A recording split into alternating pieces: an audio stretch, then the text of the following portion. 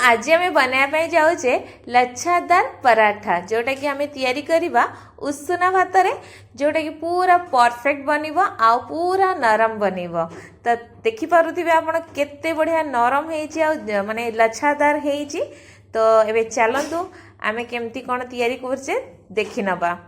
तो एठी मु कौन करछि ना प्रथमे उषुना भात रे जेहेतु तैयारी करिबा तो एठी मु उषुना भात को नेइछि गोटे कप उषुना भात मु एठी नेइछि।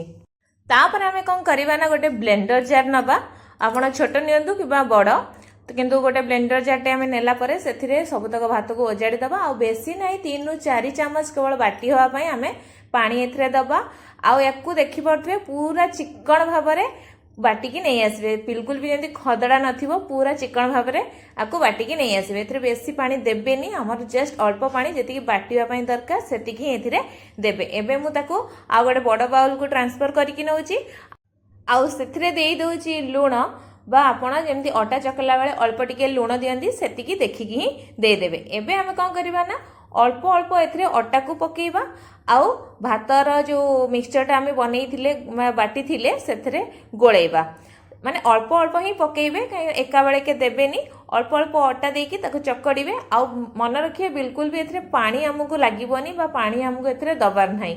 बस माने जो भातर आमे ग्राइंडिंगटा करिथिले सेथिरे हमको अटा मिक्स करिवार अछि आ मिक्स करी करके गोटे अटार डो बनैबार अछि। हमको अटा जेतिकी धर धर जाउथबो आमे सेही हिसाब रे अल्प अल्प पकेइकिनी ताकू पूरा नरम अटा बा नरम डोटे बनैबा।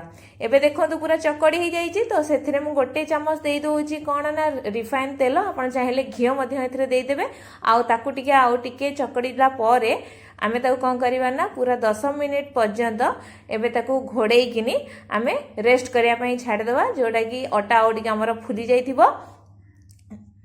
10 मिनिट पर ताकू काढ़ी की आउ टिके अटा को दଳି नेबे तापरे सेथरु गोटे बॉल साइज रो आपण काढ़ी नेबे जेमति की पराठा रे बना जाय। आ लच्छादार पराठा पई आपण कोन करिवे ना टिके बड़ साइज रो गुळा को नेबे आउ टिके अटा पके की एबे हमें रुटी को बेलिबा।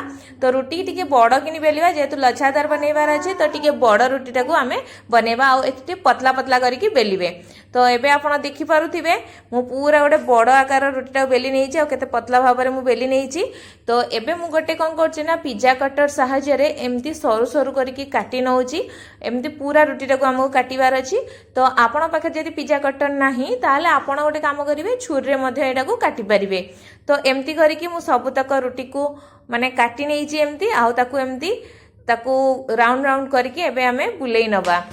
तो देखि पड़थि मु जेमती बनौछि पूरा डिटो आपण सेमती देखि देखि बनेबे। लच्छादार पराठा पूरा परफेक्ट बनिबो पूरा लच्छादार हेकी उठिबो।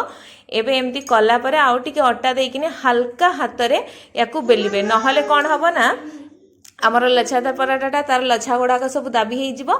तो एबे देखि पड़थि मु पूरा बेली नेछि हल्का हाथ रे। एबे चलंतु सेपटे तावा गरम हे गलानी आउ एबे कोन करिवा ना सेपटे रुटी को हमको पकेबार अछि बा पराठा बनेया पई ताकू पकेबार अछि। तो याकू आमे कोन करिवा ना पूरा कम आंच रे ही करिवा बा लो टू मीडियम आंच रे ही सेखिबा काहेकि ना एटा टी मोटा थाए आउ सिजिया पई टिके समय लागे। तो हाई आंच रे दे देले कोन हबो ना सेटा ऊपर क्रिस्पी हे जिवो किंतु भितरटा हमर सिझि नथिबो। तो एबे गोटे पट साइड जेतु हमर हेई गलानी एबे सेथरे मु देई दोछि गोटे चम्मच तेल आपण चाहिले एठी घी मध्ये देई परिबे।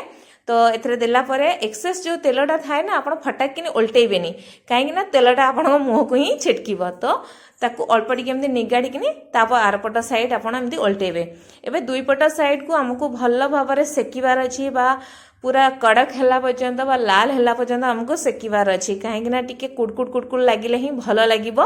ऊपर एटा कुडकुड लागुथो भीतर रा हमर बहुत सॉफ्ट थिबो। तो एबे देखि पारुथिबे हमर पराठा एबे पूरा बनी जाईची आउ आपनको एमती प्रेस करनेबार अछि हेई साला परे काहेकि ना ता लच्छादार पराठाटा पूरा लच्छा हेकी जेमती बाहरिबो।